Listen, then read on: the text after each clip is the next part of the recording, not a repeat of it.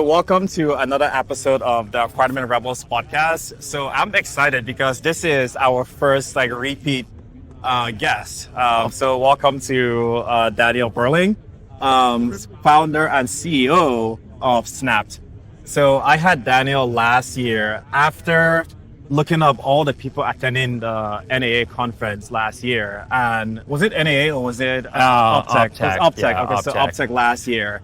And I looked up what Snappt did and immediately was like, holy crap, these guys are going to do something really special because it's such a no-brainer technology that just does so much for an issue that impacts property managers across the board.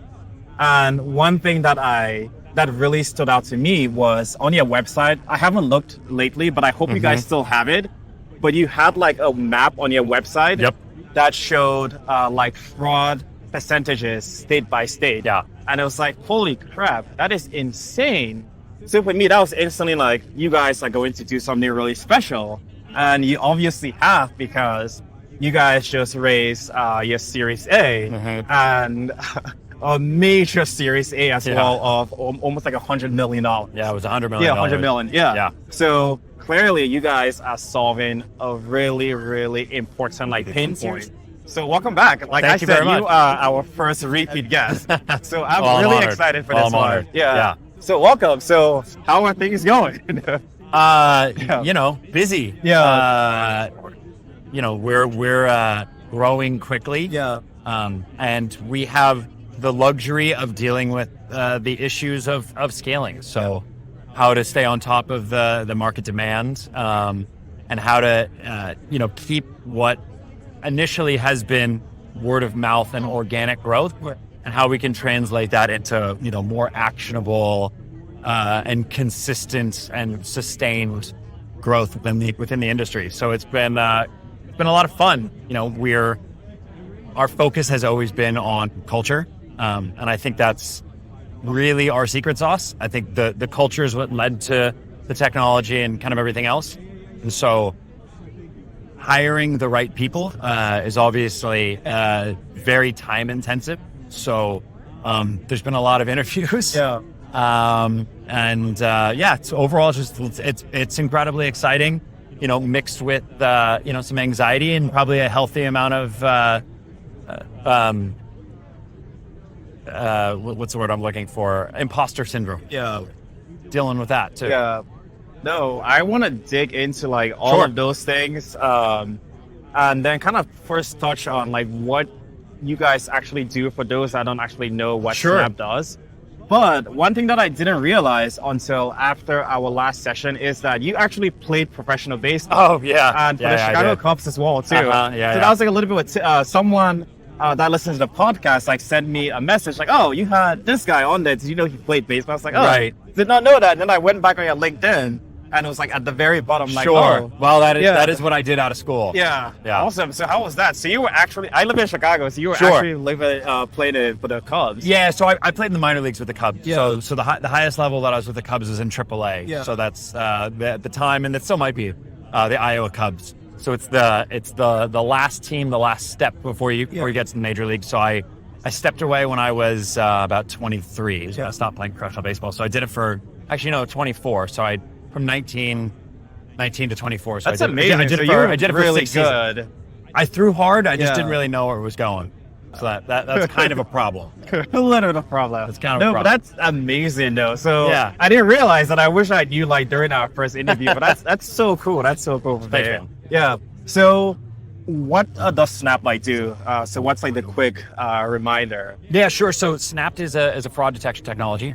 Essentially what we do is we validate the authenticity of financial documents like bank statements and pay stubs that are submitted during the rental application process. So effectively, when people are applying for apartments, they are using fake financial documents to try to defraud the property owner or manager and get into an apartment that they otherwise wouldn't qualify for. So we make sure that doesn't happen. Yeah. So I know last time that we spoke, I think fraud detection definitely went up during the pandemic because everyone was kind of struggling. Sure. Are those numbers still going up, or is it going down now? Yeah, it's a good question. Usually what happens with us is a owner or manager will find out about our product and they have a few of their properties in mind, right? That are dealing with a ton of bad debt or fraud or what have you. And then they'll roll us out. Usually those properties will have a fraud rate of 12%, sometimes as high as 20, 30%, right? And then typically over time, they'll realize, actually, you know what? This is worthwhile of rolling out to the majority or maybe our entire portfolio. So overall, the fraud rate ends up coming down, right? As it reflects it going to a wider range of assets. But I mean, there's still tons of cities and states that are in the mid to upper teens, low 20s of fraud rate. And I think what we're all looking at, and I think it's pretty clear what direction the economy is going in.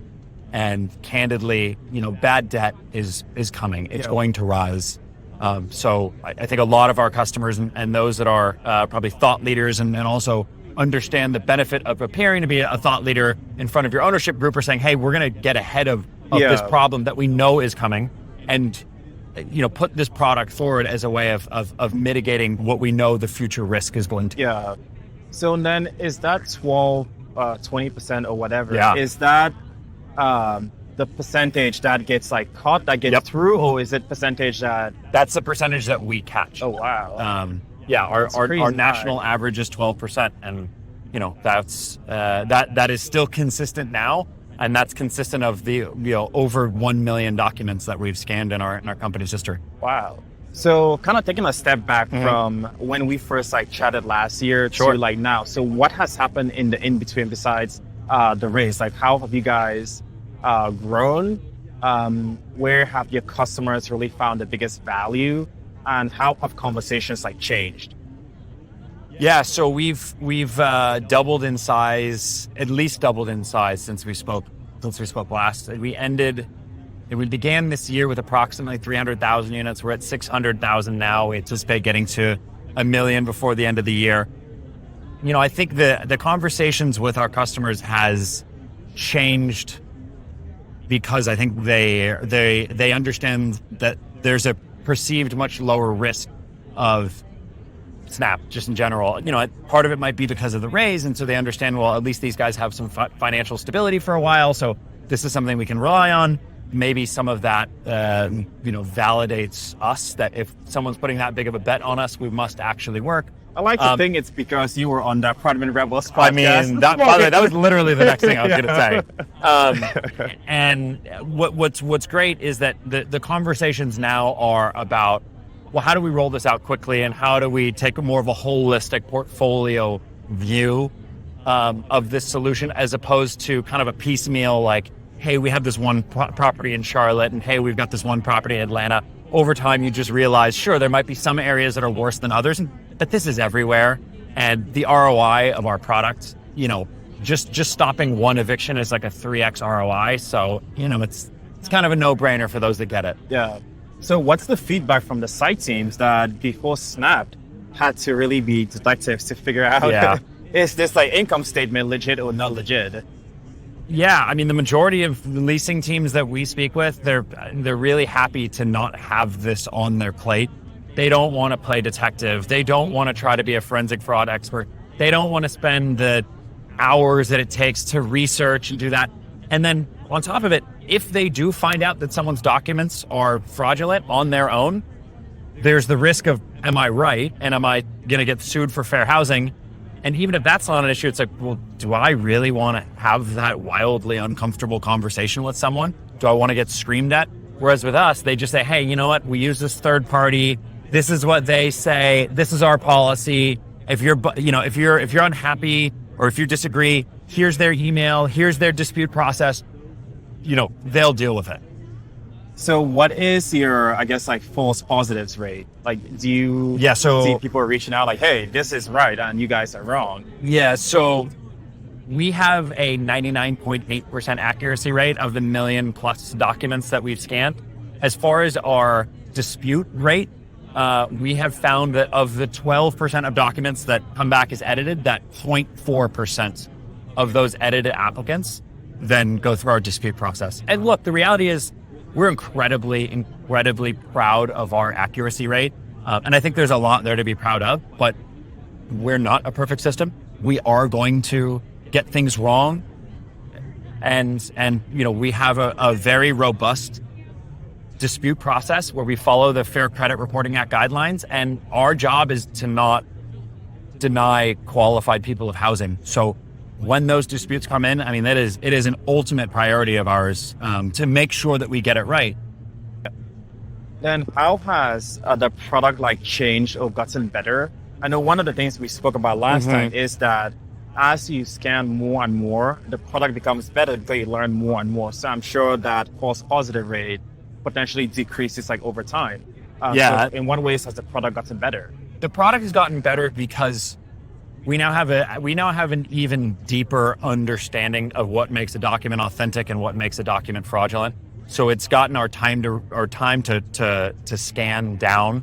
So we're getting results out much quicker, but a lot of it that we've been focusing on. So that's kind of on the fraud detection side, but it's also been the platform and making it as easy to use for our customers as possible, both on the applicant side and on the customer side. When you're balancing what used to be a relatively small, spend on our end, and you're also growing really quickly, and you're trying to build out reporting, and obviously I'm preaching to the choir here. We're both in the same boat. You have 100 different initiatives that are all priorities, and unfortunately, you're just well, what is the thing that I have to solve soonest that is the most critical? And now we're very blessed to have this opportunity where we can deal with more problems and initiatives at once than we ever could before. Yeah. So you mentioned earlier that one of the ways things have also changed is your customers are now oh, we have this one property that has issues, to more we need this across our whole portfolio. So what kind of challenges has that presented, having to roll out to a full portfolio? Luckily for us, from the moment that we built this technology, our focus was how do we make the front end and the onboarding process as easy as possible for our team and obviously for the on-site team. So candidly, our average onboarding is about 20 minutes. I'll just have to watch a video, answer a couple of questions, and you're ready to go. So that really hasn't been a problem for us. We're onboarding anywhere between 60 to 100,000 units a month, and we have capacity to go beyond that. So luckily for us, it's been more about creating efficiencies for our customer support and our customer success team. And obviously we're adding to that team, but luckily for us, the strategy from the beginning was to make this an easy lift for the site teams. And that has continued. Yeah. So then for you, as you guys have kind of scaled up, what were some of the things that really helped you guys with approaching the industry with your solution?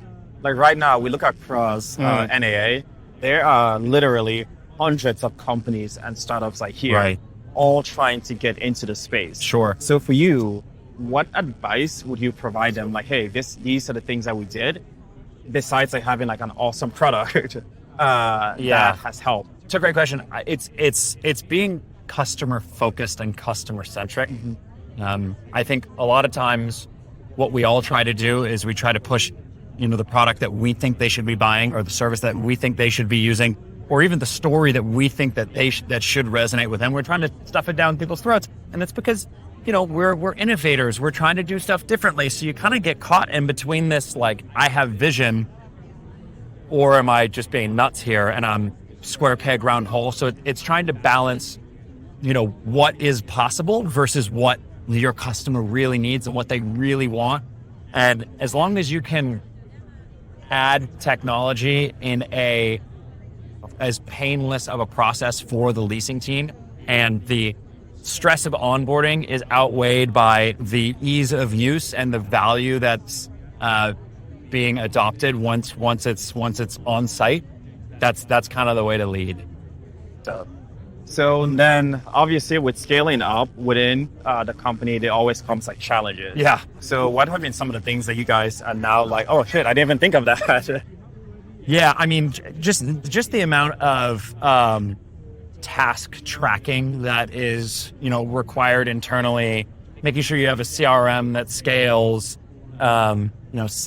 There's obviously the big question mark around, how do we deal with, in-person working, and how do we, make sure that people feel connected, because, we have employees all over the country, all over the world, just like Flamingo does. So it's, well, how do we balance the efficiency of remote work with the connection and culture that comes from in person? So that's also been kind of a big challenge for us, and I think all companies, big and small, are going through the exact same problem, we're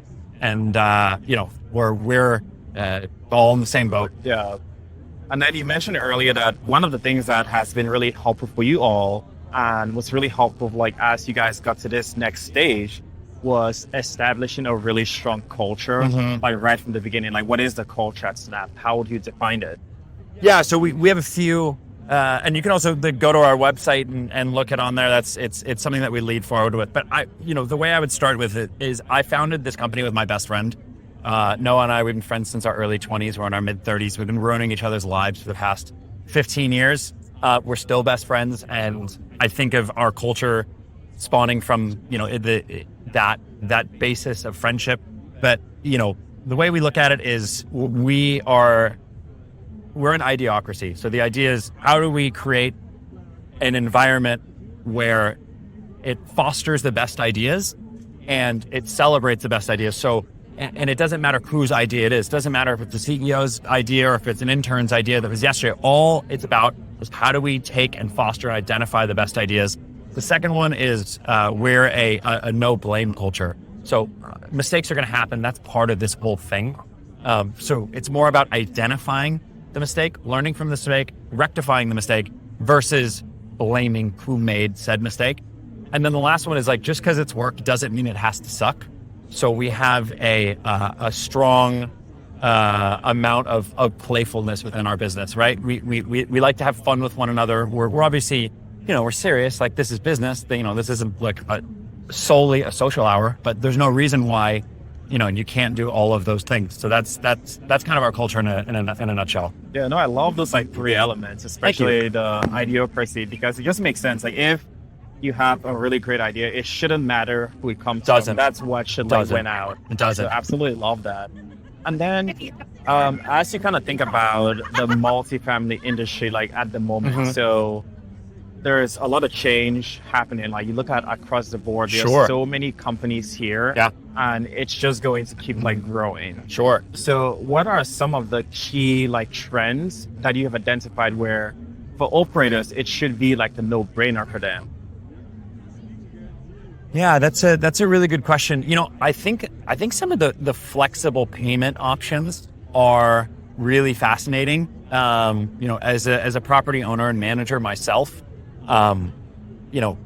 people aren't always getting typically it's 2 pay periods. So having those flexible payments, I think that's really fantastic. And I think, companies such as yourselves that are creating engagement and culture and environment within a property, in order for retention. I mean, I think these are 2 really obvious resident specific advantages that you can give that add to property retention. Oh, awesome.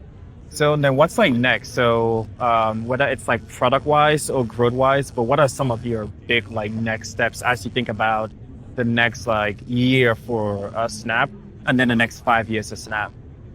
Yeah. So, our big focuses are on, adding the additional integrations, and honing in on our fraud detection technology so that we can add even more and more document types, and even more and more file types. That's really what we're laser focused on. The way we think about it is, what we've built is an industry agnostic technology. It just happens that the use case is property management.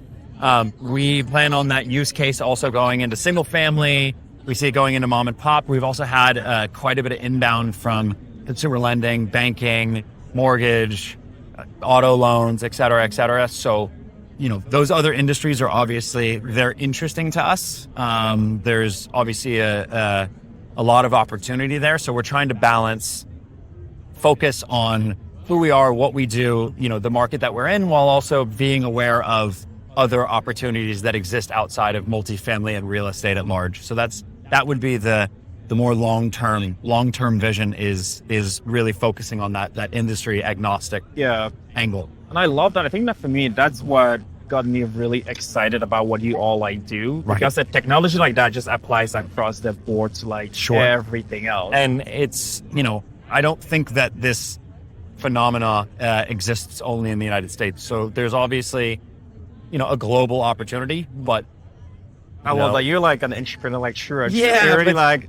already have 20 steps ahead for where this is going to go. But none of that means anything if you can't execute, what's in front of you. Yeah. So it's how you take those steps, right? It's like, sure, that's all very interesting and that's bright and that's shiny, but like, what are the things that we do now that unlock for us in multifamily now that, might unlock banking for us in the future, right? And then I guess my last question for you is, last time we had spoke a lot about some of the interesting data that you guys might see or are going to see. Have there been any milestones or really cool things that have come out of your data, whether it's, hey, fraud detection in this area is going up more so than here, or something just more impactful? Have you guys seen anything from your data, or how are you thinking about that? The problem is, for us, we're so inundated that that's kind of a luxury for us, that kind of data analytics that right now we don't have the bandwidth for. But I really hope that by the next time we talk, that I have a way better answer for that question, because that is something that is very much top of mind for me. I know that when we dive into the analytics about asset class and you start to get building specific, I think there's going to be some really fascinating stuff that comes out of that. Unfortunately, that's just a luxury we don't have yet, but those hires are on the roadmap, and we hope to get to them before the end of the year. I am really curious to see what you guys see out of that. Yeah, you and me both. And then I said that was my last question, but I do have another one.